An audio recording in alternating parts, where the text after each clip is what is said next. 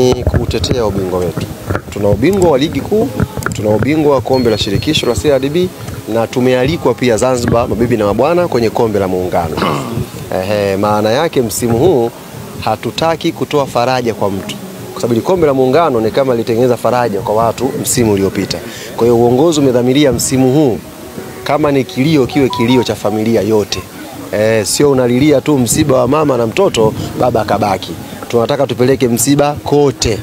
Nafikiri mnaona kwenye ligi ya wanawake, mtafuatilia vizuri mambo yanavyoendelea huko, mtafuatilia kwenye timu za vijana, tunakwenda kwenye top 8, tunakwenda pale kufanya kitu pale.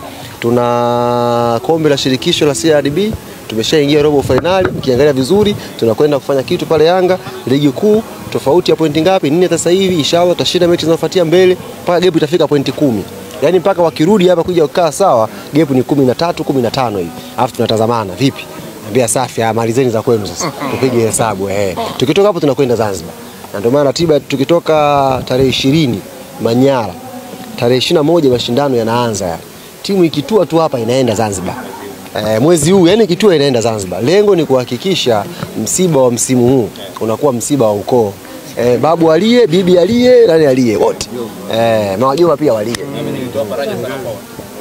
Ili kombe litoa faraja sana. Sababu nafikiri ndio medali ambazo walikuwa wanatamba nazo. Sasa sisi kama klabu kubwa tunataka tukombe zote.